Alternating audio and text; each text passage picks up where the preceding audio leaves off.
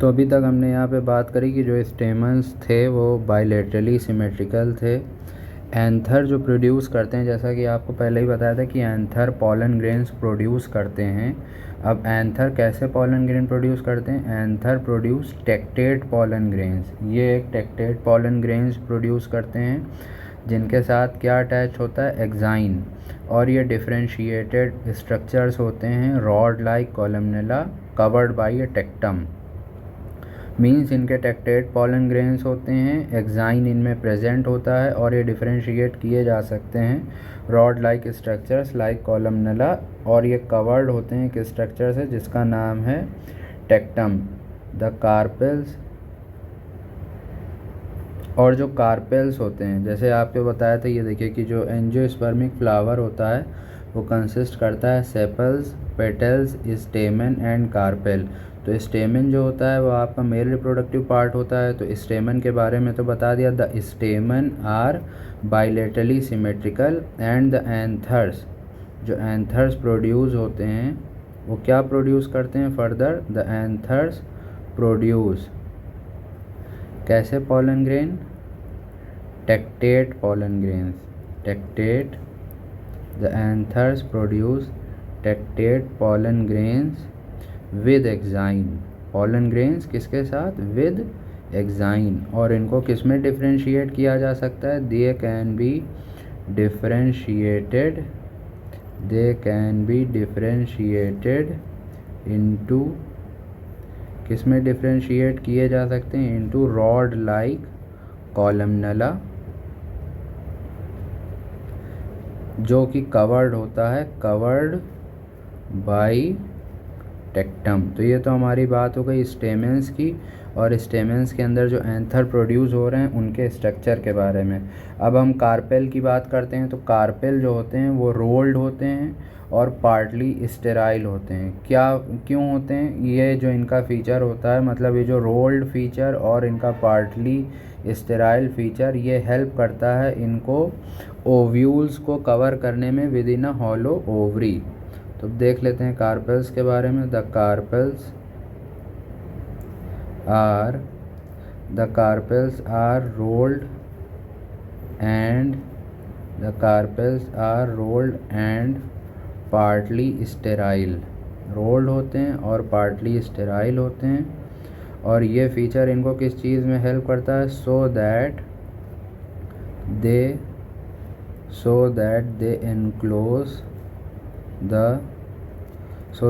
enclose the ovules within a hollow ovary।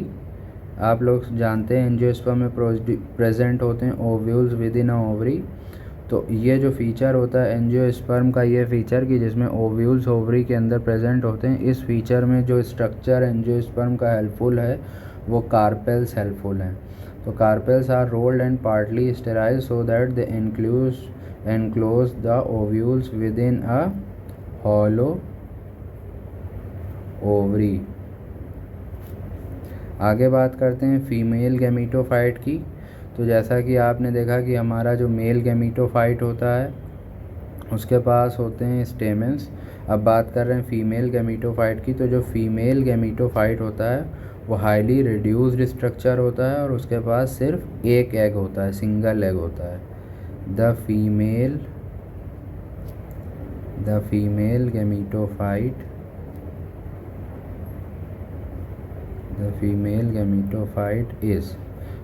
Gametophyte कैसा structure होता है? Is highly reduced and consist of single egg. कितने egg होते हैं इनके अंदर? इनके अंदर सिंगल एग प्रेजेंट होता है। अब आगे बात करते हैं मैच्योर एम्ब्रियो सैक के स्ट्रक्चर के बारे में। तो बता रहे हैं सेल्स, एक बीच में एग सेल होता है, आपको एक्सप्लेन किया था। 2 सिनर्जिड होते हैं और 3 एंटीपोडल सेल्स होते हैं और 2 पोलर न्यूक्लियाई होते हैं और आर्किगोनिया एब्सेंट होते हैं। एक बार स्ट्रक्चर देख लेते हैं मैच्योर एम्ब्रियो सैक का फिर से यहाँ पे। ये जैसा कि आप देख सकते हैं 3 एंटीपोडल सेल्स हैं, 2 पोलर न्यूक्लियाई हैं, एक एग सेल है, 2 सिनर्जिड हैं और आर्कीगोनिया यहाँ पे एब्सेंट है। तो उसी चीज़ को यहाँ पे इन्होंने स्टेटमेंट में ये फिर से एक्सप्लेन कर रहे हैं, इसी चीज़ को, structure of mature embryo sac. तो क्या क्या होता है मैच्योर एम्ब्रियो सैक में? एग सेल होता है, 2 सिनर्जिड्स होते हैं,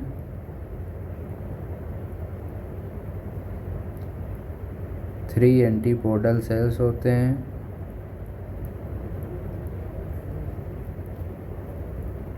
और फाइनली सेंट्रल में 2 पोलर न्यूक्लियाई होते हैं।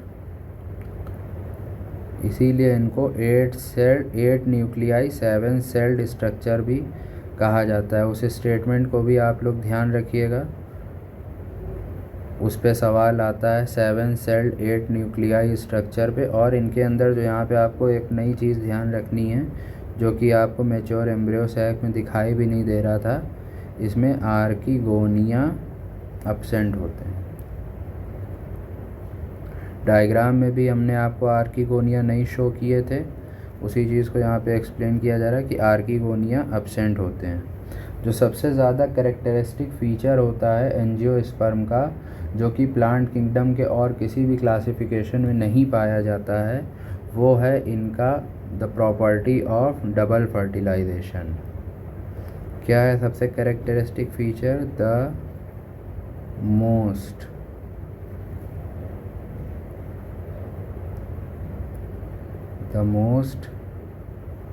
कैरेक्टरिस्टिक फीचर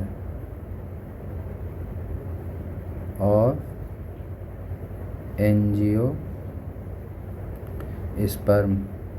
क्या है most characteristic feature? Is angiosperm is double fertilisation.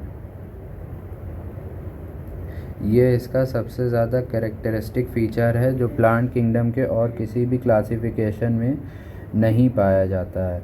अब एंजियोस्पर्म हमारे एक मेजर सोर्स होते हैं किस चीज़ का? अभी इकोनॉमिकल इम्पोर्टेंस की हम बात कर रहे हैं एंजियोस्पर्म्स के। तो they provide us with food, ये हमें फूड देते हैं in the form of fruits, fodder देते हैं, फ्यूल देते हैं, मेडिसिन्स देते हैं, and several other commercial important products. मतलब they are the major source of all these products. क्या क्या प्रोडक्ट्स हैं देख लेते हैं, फिर अभी उसके बाद आपको हर एक एंजियोस्पर्म्स में से हमें क्या, किस में से क्या मिलता है, उस चीज़ को भी एक्सप्लेन करेंगे। पहले एक जनरल पॉइंट देख लेते हैं। They provide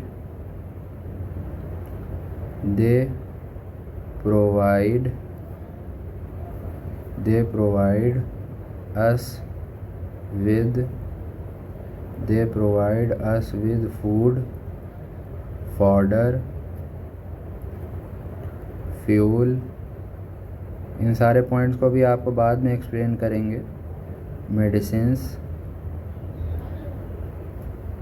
and several other commercial important products, and several other commercial important products. तो ये तो हो गई यहाँ पे जनरल बात कि इनसे हमें क्या क्या प्रोवाइड होता है। अब बेसिकली एंजियोस्पर्म को हम 2 क्लास में डिवाइड कर सकते हैं। आपको शुरू में भी एक्सप्लेन किया था कौन कौन सी 2 क्लास, डाइकोटिलेडोन्स और मोनोकोटिलेडोन्स। जो हमारे डाइकोटिलेडोन्स हैं वो कैरेक्टरिस्टाइज्ड होते हैं बाय हैविंग 2 कोटिलेडोन्स। उनके सीड में 2 विभाजन होते हैं, 2 कोटिलेडोन्स होते हैं, जबकि मोनोकोटिलेडोन्स में सिर्फ 1 डिवीज़न ही होता है। मतलब वो 2 फर्दर डिवीज़न में नहीं निकलते हैं, वो टोटल 1 होते हैं। तो देख लेते हैं यहाँ पे, दे are divided into,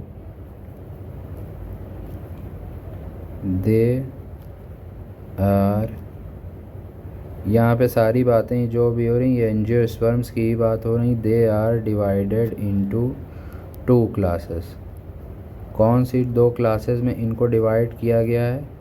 the dicotyledons and the monocotyledons. The dicotyledons and the मोनोकोटिलेडोन्स।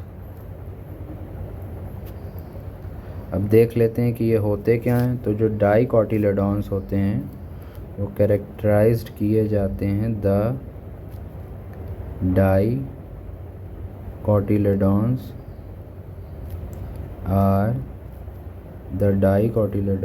are characterized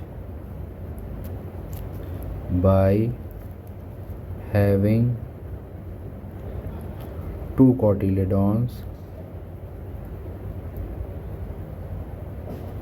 in their seeds,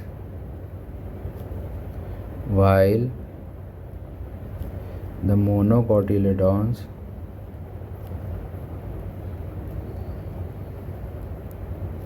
have only one। ठीक है, ये तो बात हो गई कॉटिलेडॉन्स की। अब हम बात कर लेते हैं मेल सेक्स ऑर्गन जो फ्लावर के अंदर होता है वो क्या होता है। किसी भी एंजियोस्पर्म के अंदर जो मेल सेक्स ऑर्गन होता है, male sex organ in the flower, वो क्या होता है? उस मेल सेक्स ऑर्गन, उस स्ट्रक्चर का नाम होता है इज स्टेमेन। और जो फीमेल सेक्स ऑर्गन होता है वो क्या होता है? Female sex organ in flower. Female sex organ को हम कह सकते हैं या तो कार्पेल या फिर पिस्टिल, कार्पेल या फिर पिस्टिल। अब फर्दर स्टेमेन को देख लेते हैं। ईच स्टेमेन के अंदर होते हैं filament with an anther at the tip. Each stamen consist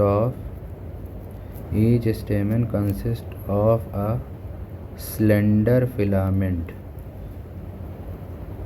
क्या होता है इनके अंदर? स्लेंडर फिलामेंट विद एन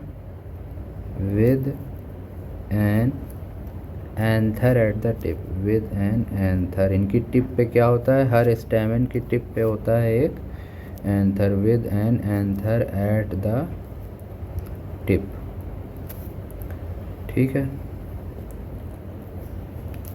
अभी आपको इससे पहले भी बताया था कि एंथर्स के अंदर हमारा मियोसिस होता है, जिसके बाद पॉलन ग्रेन्स प्रोड्यूस होते हैं। तो उसी को लैंग्वेज देख लीजिए कैसे यहाँ पे कहा जा रहा है। The anthers following meiosis. Anthers following meiosis मतलब एंथर्स जब मियोसिस के थ्रू, मियोसिस के प्रोसेस से गुज़रते हैं तो वो प्रोड्यूस करते हैं पॉलन ग्रेन्स। ठीक है, अब ये तो हो गई हमारी एंथर की बात। अब हम पिस्टिल या फिर कार्पेल की बात करते हैं, फीमेल स्ट्रक्चर की। तो जो पिस्टिल या फिर आप कह सकते हैं कार्पेल कंसिस्ट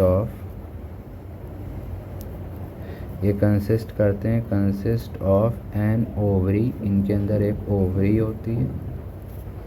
जैसे कि स्टेमेंस के अंदर हमारे एंथर होते हैं, उसी तरह पिस्टिल एंड कार्पेल जो कंसिस्ट करती है एक ओवरी। और उस ओवरी के अंदर क्या स्ट्रक्चर एनक्लोज्ड होता है? Enclosing ovary, enclosing 1 to many ovules. 1 to मतलब एक और एक से ज़्यादा ओव्यूल एक ओवरी के अंदर प्रेजेंट हो सकते हैं। ये बात ध्यान रखने वाली है, या तो 1 या फिर 1 to many ओव्यूल्स। एक पिस्टिल या कार्पेल के अंदर एक और एक से ज़्यादा ओव्यूल प्रेजेंट हो सकते हैं within ovules.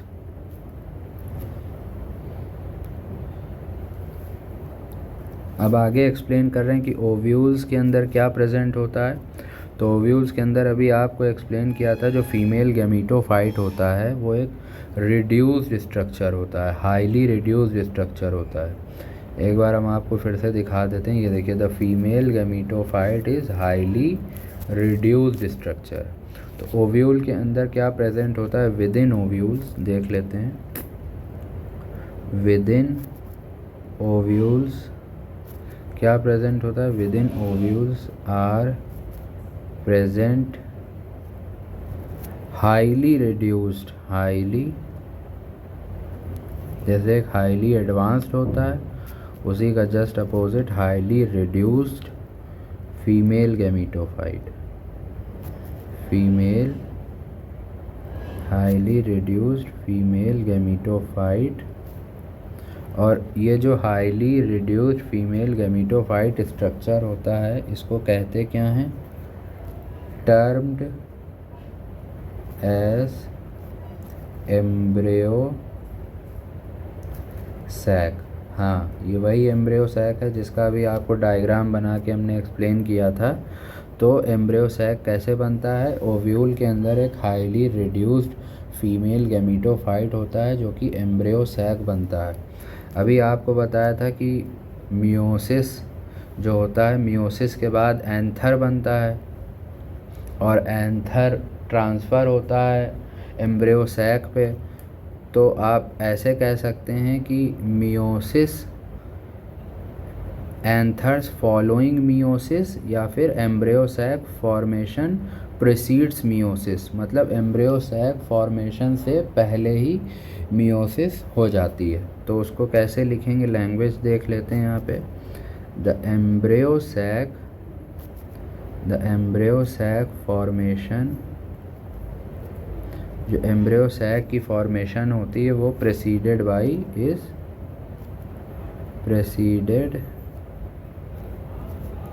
By meiosis.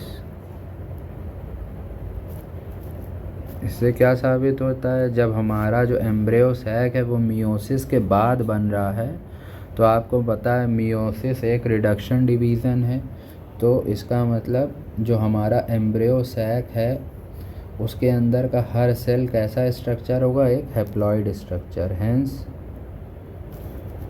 Each of the cells of an embryo sac is haploid. ठीक है, एम्ब्रियो सैक के हमारे हर सेल एक ऐसा स्ट्रक्चर होंगे, एक हैप्लॉइड स्ट्रक्चर होंगे। ईच एम्ब्रियो सैक, अब एम्ब्रियो सैक के स्ट्रक्चर को आपको पहले ही एक्सप्लेन किया ही है हमने, उसी चीज़ को यहाँ पे फिर से एक्सप्लेन कर रहे हैं कि ईच एम्ब्रियो सैक के अंदर क्या क्या होता है। Each embryo sac has a 3 celled egg apparatus। कौन कौन से सेल होते हैं इसके अंदर, 3 सेल्ड एग apparatus जो होता है इसके अंदर आपका होता है 1 egg cell, 2 synergids, 3 antipodal cells and finally 2 polar nuclei within 1 central cell। ठीक है, तो ये तो बात हो गई एम्ब्रियो सैक के फॉर्मेशन की और एम्ब्रियो सैक के स्ट्रक्चर की। आगे देख लेते हैं, ये जो एम्ब्रियो सैक का स्ट्रक्चर है इसमें जो पोलर न्यूक्लियाई होता है, पोलर न्यूक्लियाई, यही पोलर न्यूक्लियाई हमारा सबसे पहले आपस में फ्यूज़ करते हैं। पोलर न्यूक्लियाई आपको बताया था 2 पोलर न्यूक्लियाई होते हैं ना, तो दीज पोलर न्यूक्लियाई इवेंचुअली, मतलब एट लास्ट ये आपस में फ्यूज़ करते हैं क्या बनाने के लिए, eventually fuse to produce a diploid structure, और उस डिप्लॉयड स्ट्रक्चर का नाम होता है सेकेंडरी न्यूक्लियस।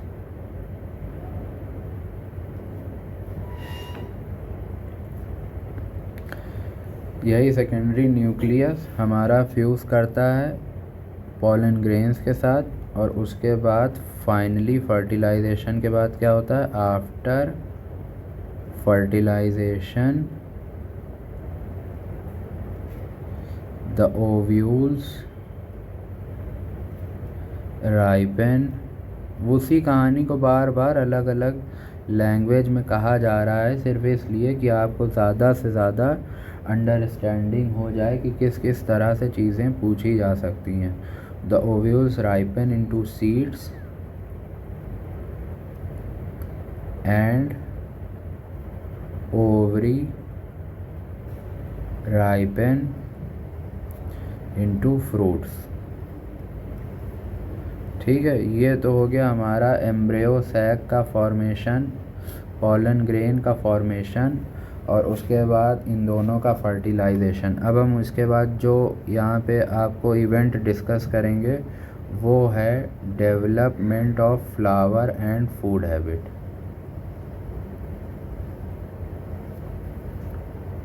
जैसा कि आपने अभी तक देखा कि हमने कहा कि हम बार बार आपको बता रहे हैं ovules ripen into seeds and ovary ripen into fruits. अब हम यहाँ पे आपको डिटेल में एक्सप्लेन करेंगे कि फ्रूट्स और फ्लावर का डेवलपमेंट एंजियोस्पर्म्स के अंदर कैसे होता है, जो कि एंजियोस्पर्म का कैरेक्टरिस्टिक फीचर है। तो सबसे पहले स्टार्ट करते हैं सम बेसिक पॉइंट्स के साथ। तो एंजियोस्पर्म्स को एक तरीके से हम फ्लावरिंग प्लांट्स भी कह सकते हैं। क्या कह सकते हैं एंजियोस्पर्म्स को? Flowering plants. और ये जो फ्लावर होता है ये एक मॉडिफाइड स्ट्रक्चर होता है किस पार्ट ऑफ प्लांट का? These are the modified shoot. Shoot को आप कह सकते हैं एक ब्रांच। और जो फ्लावर का स्टाक होता है, जो फ्लावर के अंदर आपने कभी एक अभी हम आपको आगे डायग्राम दिखाएंगे तो समझाएंगे कि जो आप एक लिली फ्लावर लिए तो लिली फ्लावर के अंदर जो आपको उसका स्टाक होता है उसको कहते हैं पेडाइसल। और जो पेडाइसल होता है वो स्टेम के साथ अटैच्ड करता है एक स्पेशल लीफ लाइक स्ट्रक्चर के साथ जिसको हम कहते हैं ब्रैक्ट। तो देख लेते हैं इन सारे पॉइंट्स को। अ फ्लावर इज़ सबसे पहले एक्सप्लेन करते हैं। फ्लावर एक मॉडिफाइड शूट है। अ फ्लावर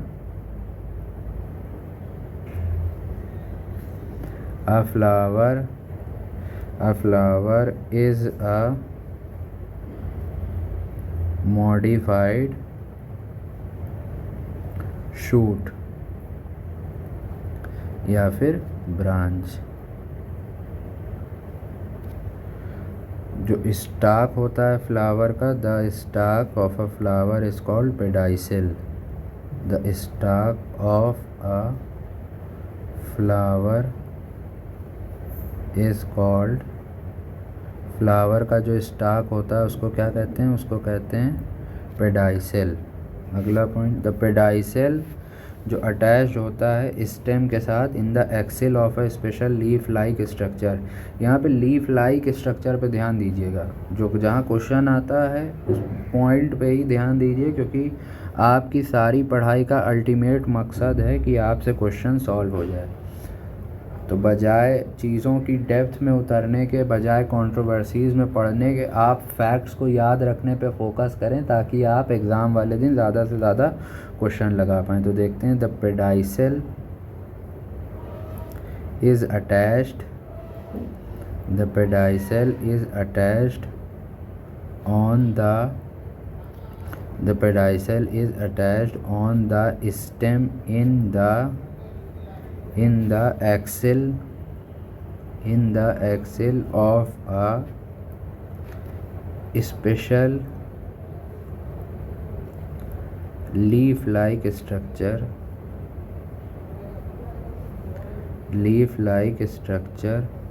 और इस स्पेशल लीफ लाइक स्ट्रक्चर को कहते हैं called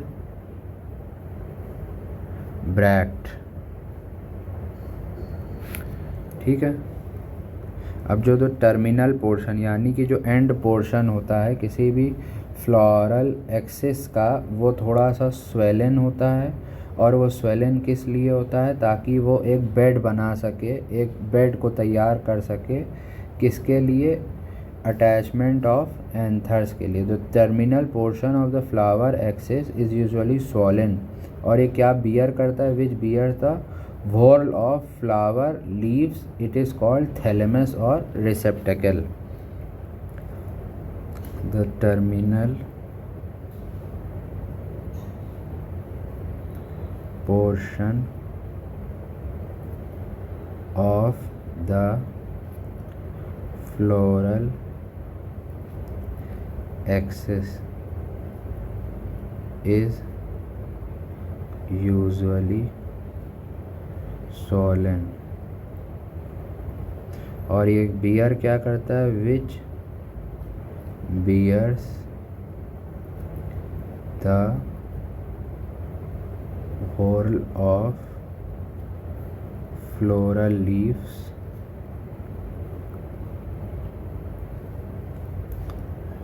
it is called thalamus या फिर receptacle. It is called thalamus और receptacle.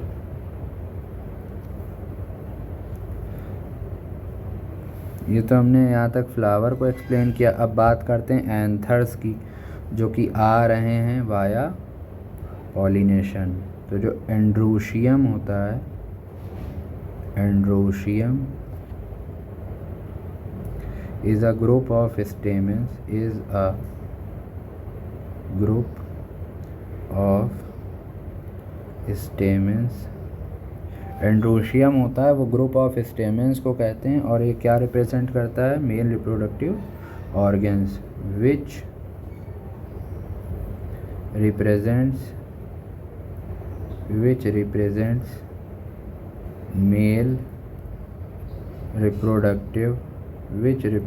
Male reproductive organs. Each stamen को हम क्या कंसीडर कर सकते हैं, इसको हम कह सकते हैं मॉडिफाइड माइक्रोस्पोरोफिल. ये सेम पॉइंट आपको पहले भी एक्सप्लेन किया है. और ये मॉडिफाइड माइक्रोस्पोरोफिल के अंदर क्या होते हैं, माइक्रोस्पोरेंजिया, जिसके अंदर क्या बनते हैं, माइक्रोस्पोर्स. देख लेते हैं इस पॉइंट को. ईच स्टेमेन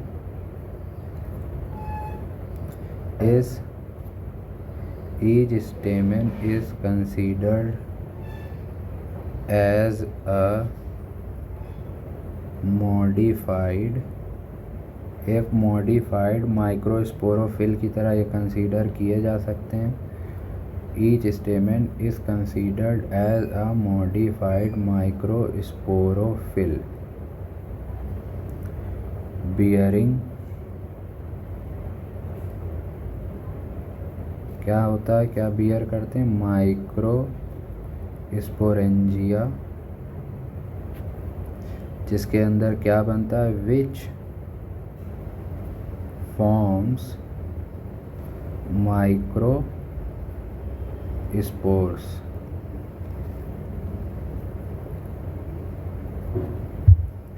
और हर ये तो होगा स्टेमन के स्ट्रक्चर के बारे में कि स्टेमन का स्ट्रक्चर कैसा होता है, मॉडिफाइड माइक्रोस्पोरोफिल होता है. अब बात करते हैं स्टेमन के अंदर क्या प्रेजेंट होता है. तो each स्टेमन consist of an anther, एक एंथर ये कंसिस्ट करता है जिसके अंदर पॉलन प्रोड्यूस्ड होता है और एक फिलामेंट होता है. और यूजुअली जो एंथर्स होते हैं वो एक बाइलोब्ड स्ट्रक्चर होते हैं और इनके अंदर 4 पॉलन सैक्स होते हैं. तो अब हम देख लेते हैं स्टेमन के अंदर क्या क्या प्रेजेंट होता है. A stamen consists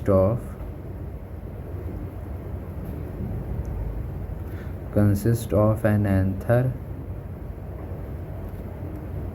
in which pollen is produced and a filament. Usually anthers कैसे स्ट्रक्चर्स होते हैं, बाइलोब्ड स्ट्रक्चर होते हैं और इनके अंदर 4 पॉलन सैक्स प्रेजेंट होते हैं. Usually anthers are bilobed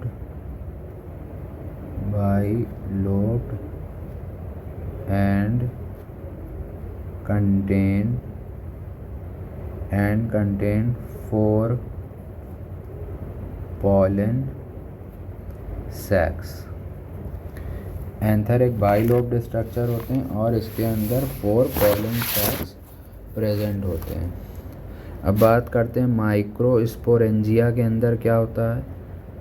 microsporangia के अंदर जो माइक्रोस्पोर्स प्रोड्यूस होते हैं वो कैसे होते हैं, वो एक प्रोसेस के थ्रू होते हैं जिसका नाम है माइक्रोस्पोरोजेनेसिस।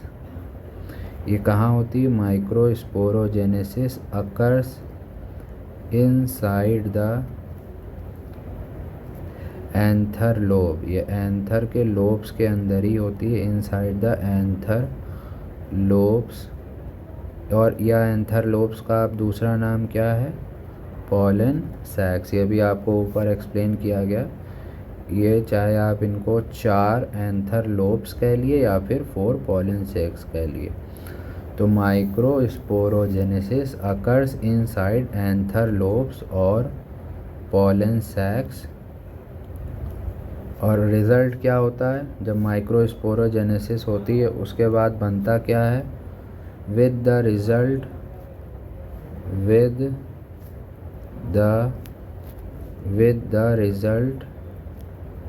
माइक्रोस्पोर्स। रिजल्टेंट क्या बनता है इसके अंदर, या तो माइक्रोस्पोर्स बनते हैं या फिर आप इनको कह सकते हैं और पॉलन ग्रेन्स आर प्रोड्यूस्ड। ठीक है, माइक्रोस्पोर्स बनते हैं या फिर आप इसे कह सकते हैं कि पॉलन ग्रेन्स आर प्रोड्यूस्ड। ये तो हो गई हमारी एंड्रोशियम की बात। ठीक है, अब हम बात करते हैं गाइनोशियम की। द गाइनोशियम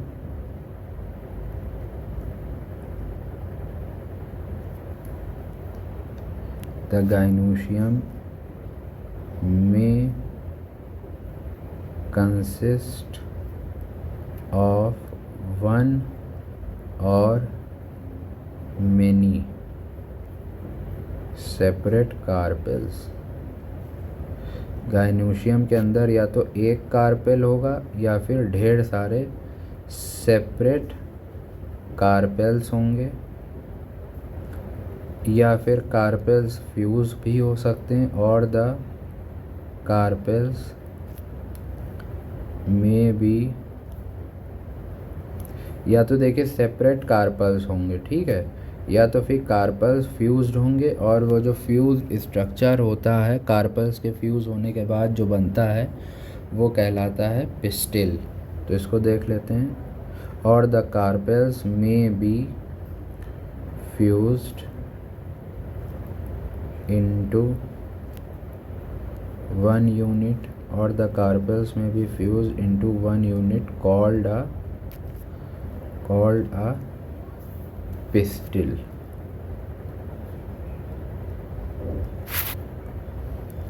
अभी आपको बताया था जो एंथर या एंथर कंटेनिंग स्टेमन जो होते हैं आपके, एंथर कंटेनिंग स्टेमन वो आपके कंसीडर किए जा सकते हैं एक modified microsporophyll.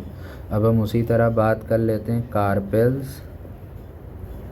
Carpels are the, जैसे कि स्टेमन को हमने माइक्रोस्पोरोफिल बताया, उसी तरह carpels are the mega sporophylls.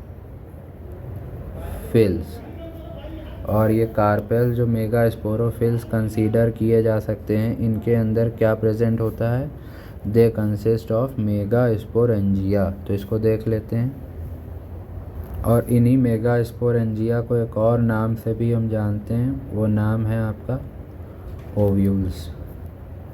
ठीक है, ये कार्पेल्स के अंदर मेगा स्पोरोफिल्स होते हैं, या यूं कहें कार्पेल्स ही मेगा स्पोरोफिल्स होते हैं जो कि मेगा स्पोरेंजिया कंसिस्ट करते हैं। अब आगे थोड़ा कार्पेल्स को हम यहाँ पे डिटेल में देख लेते हैं। तो बात करते हैं एक सिंगल कार्पेल के अंदर क्या क्या होता है। देखिए सिंगल, इस पे सवाल आते हैं इसीलिए ये चीज़ आपको एक्सप्लेन की जा रही है। कोई भी आपको यहाँ पे ऐसा फैक्ट नहीं बताया जा रहा है जो कि फर्जी है। A single carpel consist of, क्या क्या प्रेजेंट होता है एक कार्पेल के अंदर, क्या क्या होता है। फर्स्ट,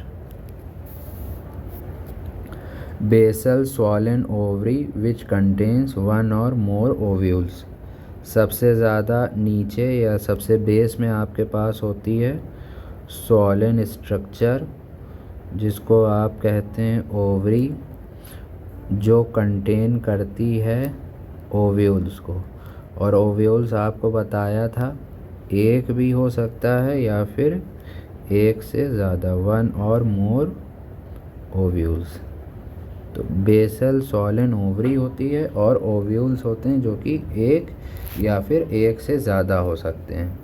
अगला स्ट्रक्चर क्या होता है, याद रखिएगा ये जितनी भी हम बातें कर रहे हैं ये हम कार्पेल्स के अंदर की बात कर रहे हैं। अगली चीज़ जो कार्पेल के अंदर प्रेजेंट है वो क्या है, receptive spot of pollen grains. जो हमारा बेस में है वो तो हमारी ओवरी है, लेकिन जो हमारा सबसे ज़्यादा टॉप पे है वो रिसेप्टर है जो कि पॉलन ग्रेन्स को रिसीव करता है। तो क्या है और second structure, the receptive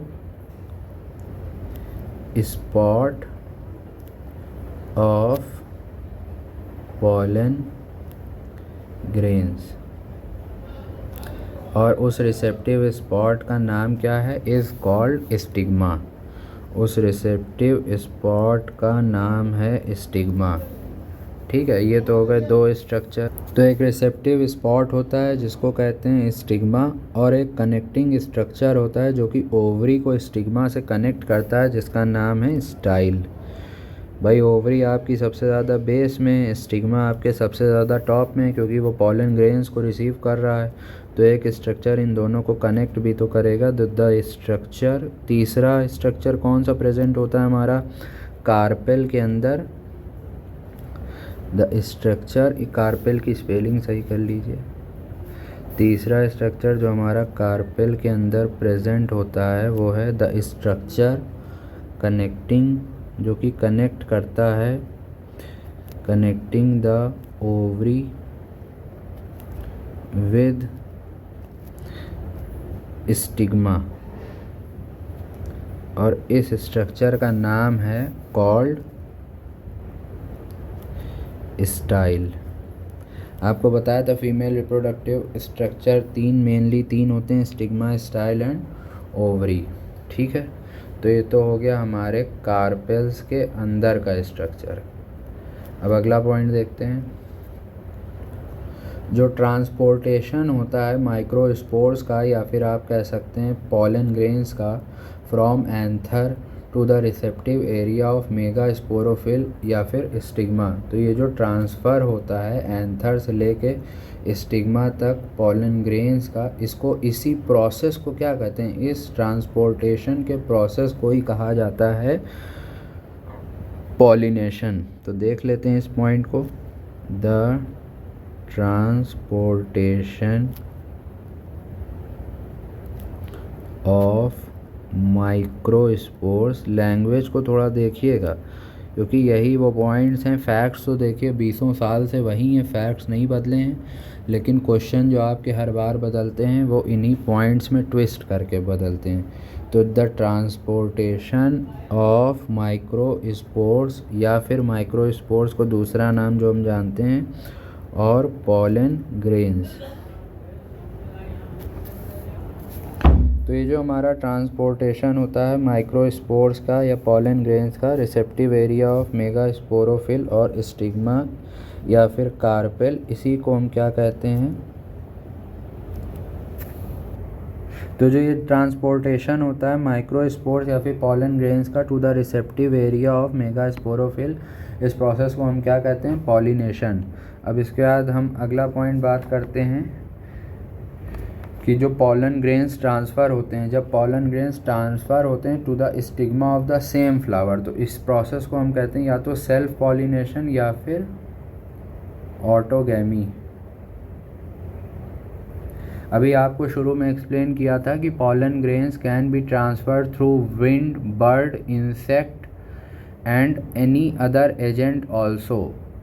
angiosperm में आपने क्या देखा था कि पॉलन ग्रेन्स का जो ट्रांसफ़र हो रहा था फ्रॉम एंथर टू स्टिग्मा वो डिफरेंट एजेंट्स के थ्रू हो रहा था। अब यहाँ पे हम देखेंगे कि किस एजेंट के थ्रू जब पॉलिनेशन होगा तो उस प्रोसेस को क्या कहते हैं। तो यहाँ पे हम देख लेंगे पॉलिनेटिंग एजेंट और उनके थ्रू जो पॉलिनेशन होता है तो उस पॉलिनेशन का नाम क्या है। सबसे पहले हम हेडिंग डाल लेंगे पॉलिनेटिंग एजेंट एंड पॉलिनेशन। तो जो वाटर के थ्रू पॉलिनेशन होता है उसको क्या कहते हैं, उसको कहते हैं हाइड्रोफिली। वहीं अगर इंसेक्ट के थ्रू पॉलिनेशन हो रहा है तो उसको कहते हैं एंटोमोफिली। बर्ड्स के थ्रू हो रहा है पॉलिनेशन तो उस प्रोसेस को कहते हैं ऑर्निथोफिली। बैट्स के थ्रू पॉलिनेशन हो रहा है, बैट्स यानी चमगादड़, तो इसको कहते हैं चिरेप्टेरोफिली।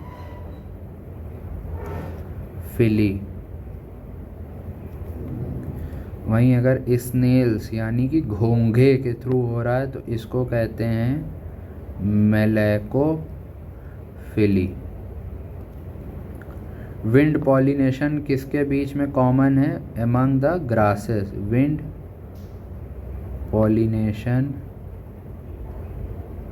पॉलिनेशन इज कॉमन एमंग, किन स्पेशीज के बीच में wind pollination is quite common, it is common amongst the grasses. अब फर्टिलाइजेशन के बाद क्या होता है, तो इस चीज़ को हम आपको पहले भी एक्सप्लेन कर चुके हैं, फिर से देख लेते हैं। After fertilization the zygote develops an embryo sac। The zygote एक डेवलप कर जाता है एम्ब्रियो में, और जो एम्ब्रियो सैक होता है, द एम्ब्रियो सैक डेवलप कर जाता है एंडोस्पर्म में, और यही एंडोस्पर्म हमारा एक ट्रिप्लॉइड स्ट्रक्चर होता है, आपको एक्सप्लेन भी किया था। और ये नरिशमेंट प्रोवाइड कराता है द ओव्यूल। और आगे क्या क्या चेंजेस होते हैं, the ovule is transformed into seed and ovary becomes fruit.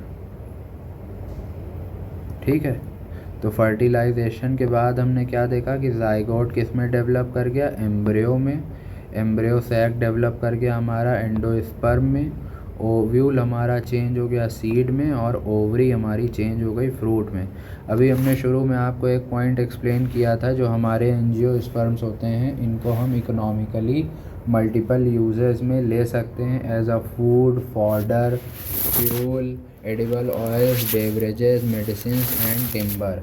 अब हम यहाँ पे बात करेंगे each of the example category wise कि फूड में हम कौन कौन से एंजियोस्पर्म्स को यूज़ करते हैं, फॉडर में कौन कौन से एंजियोस्पर्म्स को यूज़ करते हैं, मेडिसिन्स में जो एंजियोस्पर्म्स यूज़ होते हैं उनके एग्जाम्पल क्या हैं, और ये हम क्यों डिस्कस करेंगे, क्योंकि इन पे आ जाते हैं अक्सर सवाल।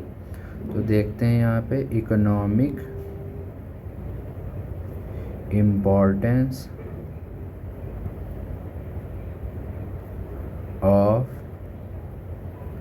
एंजियोस्पर्म्स। सबसे पहले बात करते हैं फूड की। देख लेते हैं क्या बता रहे हैं। Flowering plants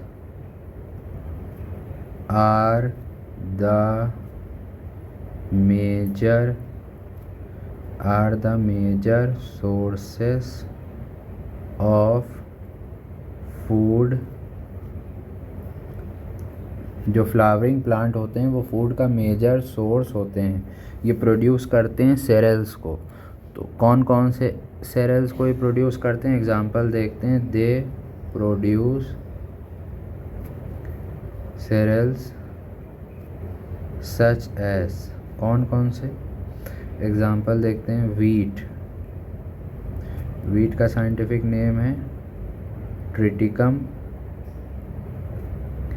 aestivum.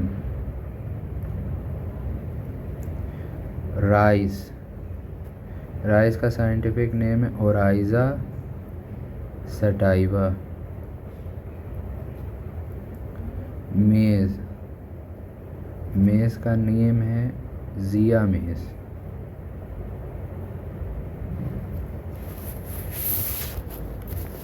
Barley, barley का साइंटिफिक नेम है आपका होर्डियम वुल्गेरे, HORDEUM, होर्डियम वुल्गेरे। ओट, ओट आप सब बहुत खाते हैं डाइटिंग में, इसका साइंटिफिक नेम है एवेना सटाइवा। ओट भी हमारा एक क्या है, एक हमारा ये एक एंजियोस्पर्म है। अरहर की दाल, अरहर, इसका साइंटिफिक नेम है कैजेनुस, CAGANUS, कैजेनुस, कैजैन। ग्राम मतलब कि मटर और चना, इसका नाम है साइसर एरिएंटिनम, एरिएंटिनम। पी, मटर का दाना, पाइसम सेटाइवम। और soybean, every one of you knows soybean is the richest source of proteins. Soybean, इसका साइंटिफिक नेम है ग्लाइसिन मैक्स। तो आप सब ने ये देखा, ये तो हमारे हो गए कुछ एंजियोस्पर्म जिनको हम एज अ फूड यूज़ करते हैं। अब हम आगे बात करते हैं, अगली कैटेगरी हमारी एंजियोस्पर्म्स की एडिबल ऑयल्स। एडिबल ऑयल्स, ठीक है, देख लेते हैं इसके अंदर कौन कौन से एंजियोस्पर्म्स आते हैं हमारे। तो क्या कह रहे हैं, flowering plants are major sources of edible oils. ये एडिबल ऑयल्स का एक मेजर सोर्सेज होते हैं and these are obtained, example क्या क्या हैं, कहाँ कहाँ से एडिबल ऑयल्स ऑब्टेन किए जा सकते हैं, किन किन एंजियोस्पर्म्स से। These are obtained from groundnut, groundnut. क्या एग्जाम्पल, साइंटिफिक नेम क्या है ग्राउंड नट का, आपका साइंटिफिक नेम है एरेकिस, एरेकिस हाइपोजिया।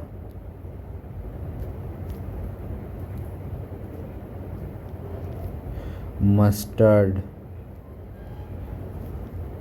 मस्टर्ड का आपका साइंटिफिक नेम है ब्रैसिका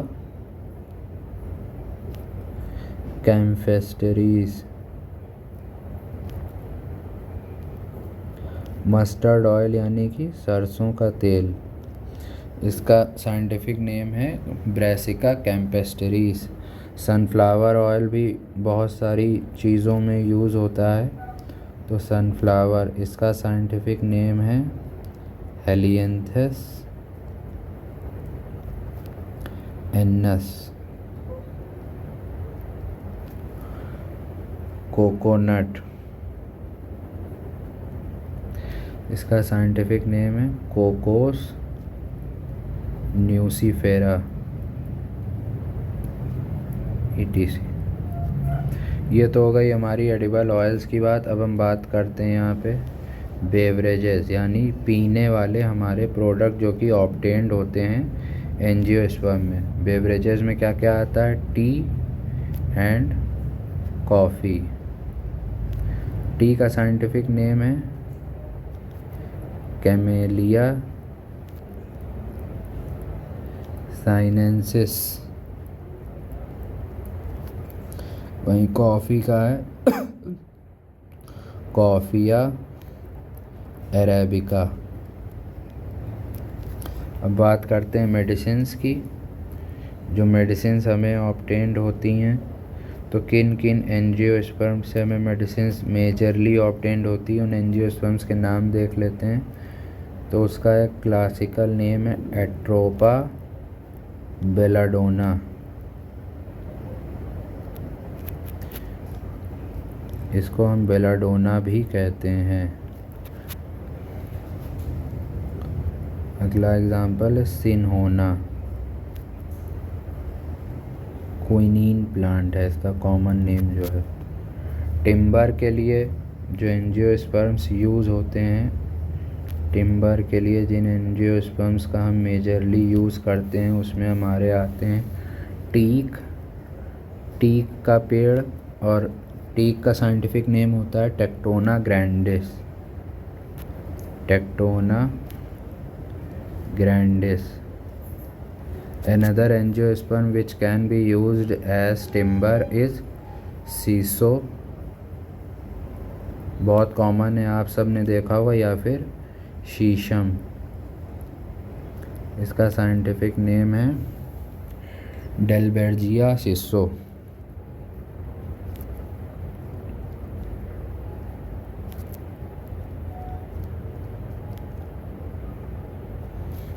तो ये तो हो गया हमारा economic importance of angiosperms.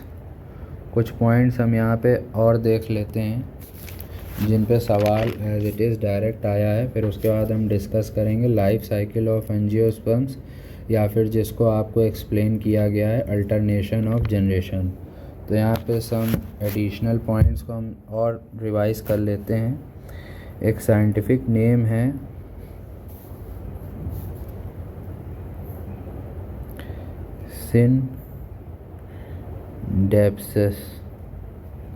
सिनडेप्सिस ऑफिशिनेल।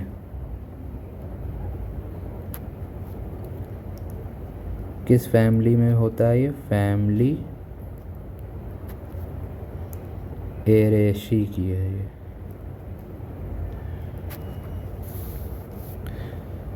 Is exceptional. ये कैसा एंजियोस्पर्म है? ये एक एक्सेप्शनल एंजियोस्पर्म है। किस मामले में? कि ये टेरेस्ट्रियल लाइफ पे अपनी लाइफ की स्टार्टिंग करता है, लेकिन बड़ा होते होते ये बन जाता है एपीफाइटिक, मतलब कि अगले प्लांट के ऊपर ये सरवाइव करने लगता है। तो ये एक ऑल्दो एंजियोस्पर्म्स का ऐसा फीचर नहीं होता है। Angiosperms are generally independent, they are not epiphytic, but ये एक एक्सेप्शनल केस है। इसीलिए आपको यहाँ पे सिर्फ एक्सेप्शंस के बारे में एक्सप्लेन किया जाएगा, क्योंकि अक्सर सवाल इन्हीं एक्सेप्शन से ही आ जाता है। तो सिनडेप्सिस ऑफिशिनेल ये फैमिली एरेशी में पाया जाता है। Is exceptional angiosperm. क्यों एक्सेप्शनल होता है? क्योंकि ये विच begins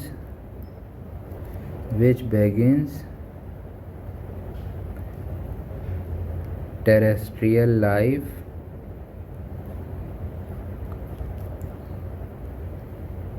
but at maturity क्या बन जाता है? but at maturity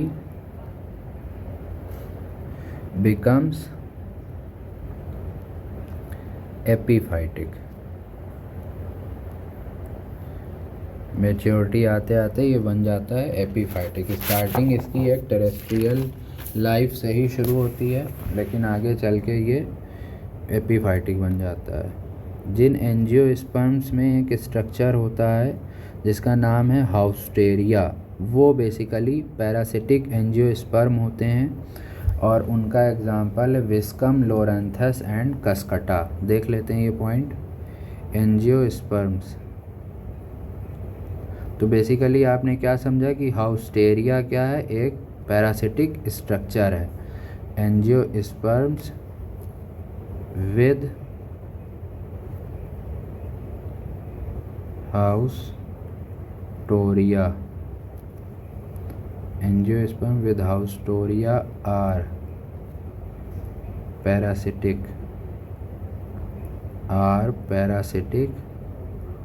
form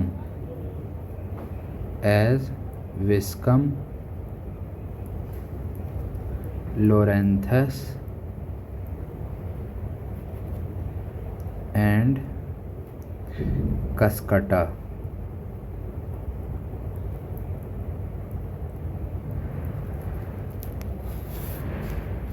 दो हमारे एंजियोस्पर्म्स ऐसे होते हैं जिनके अंदर प्रेजेंट होता है माइकोराइजी स्ट्रक्चर और ये टोटली सैप्रोफिटिक एंजियोस्पर्म्स होते हैं।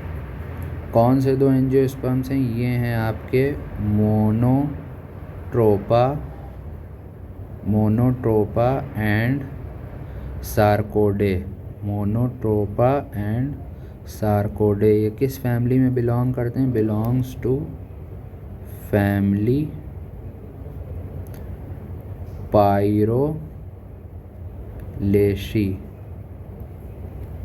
Belongs to family Pyrolaceae. आर कैसे एंजियोस्पर्म होते हैं? These are the total saprophytic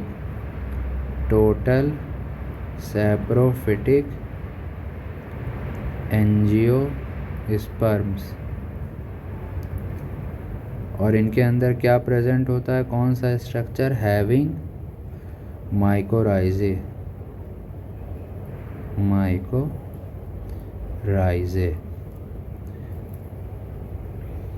ठीक है, एक एग्जांपल और है अकेशिया। अकेशिया ये कैसा स्ट्रक्चर है? ये एक मैक्रोफिलस प्लांट है क्योंकि इसके पास सिम्बायोटिक एसोसिएशन होती है विद एंड्स से। ये एक तरीके का एंजियोस्पर्म ही है। यहाँ पे जितनी भी बातें हो रही हैं सब एंजियोस्पर्म से ही रिलेटेड हो रही हैं। तो acacia is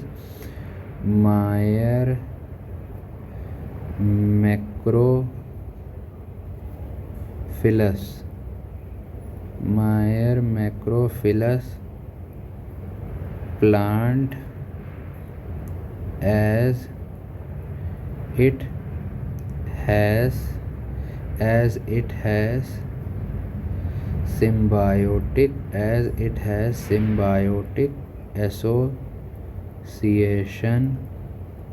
it has symbiotic association with ants।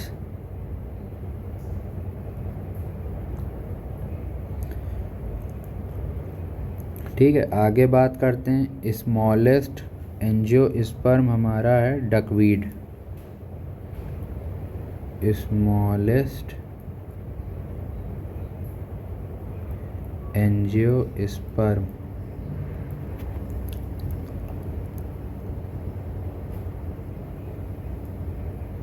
Is duckweed lemma. अभी आपको शुरू में एक नाम बताया था वोल्फिया। अब आप यहाँ पे कंफ्यूज हो रहे होंगे कि जब स्मॉलेस्ट एंजियोस्पर्म डकवीड है तो फिर वोल्फिया क्या है? तो स्मॉलेस्ट एंजियोस्पर्म हमारा डकवीड है, लेकिन स्मॉलेस्ट फ्लावर बियरिंग प्लांट जो है हमारा वो है वोल्फिया। तो smallest flower belongs to means duckweed में हमारे फ्लावर नहीं होते हैं। Smallest flower belongs to Wolffia. और वोल्फिया एक कैसा स्ट्रक्चर है? ये एक माइक्रोस्कोपिक प्लांट है।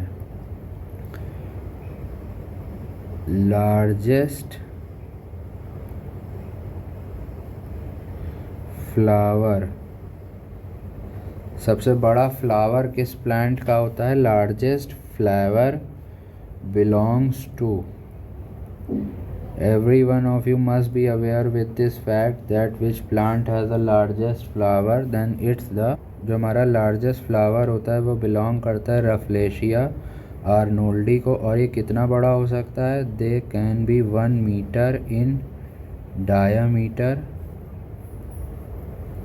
और वेट इनका लगभग कितना हो सकता है? Can be weighing up to 15 kg।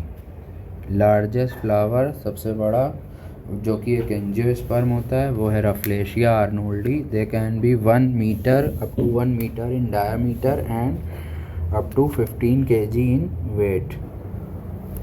तो ये तो हो गई बात लार्जेस्ट फ्लावर जो हमारा होता है वो होता है रफलेशिया का। अब अगर हम बात करते हैं स्मॉलेस्ट पैरासिटिक एंजियोस्पर्म हमारा कौन सा होता है? स्मॉलेस्ट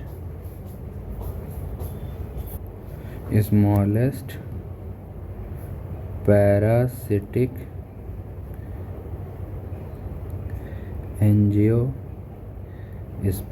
इसका एग्जाम्पल क्या है? स्मॉलेस्ट पैरासिटिक एंजियोस्पर्म इज, क्या नाम है? आर्सियोथोबियम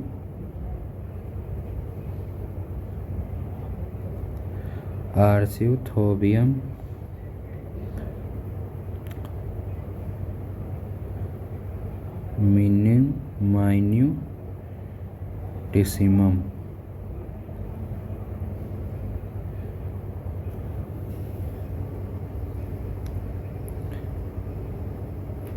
leafless inflorescence, ये किसके अंदर पाया जाता है? इज डिपिक्टेड बाई, क्या नाम है? बेलेनोफोरा डियोका। लार्जेस्ट इनफ्लोरेसेंस किसका होता है? Largest inflorescence of the world, ये किसको बिलोंग करता है? Belongs to Puya raimondii. और सेकंड लार्जेस्ट किसको करता है? सेकंड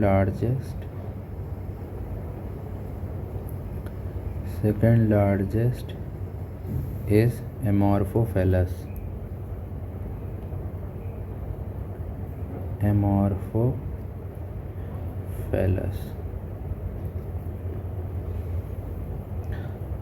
लास्ट पॉइंट क्या देखते हैं? कैस्कटा रिफ्लेक्स एक ऐसा डाइकोटिलेडॉन है जिसके अंदर कोटिलेडॉन्स ही नहीं है। Cuscuta reflexa is a dicot without cotyledons. ठीक है, तो ये हमारा ऐसा डाइकॉट है जिसके अंदर कोटिलेडॉन्स ही नहीं है। इसका एग्जांपल है कैस्कटा रिफ्लेक्स। तो यहाँ तक हमारी बात हो गई general terminologies about angiosperms and the double fertilization of the angiosperms. Now we will talk about plant life cycle and alternation of generation.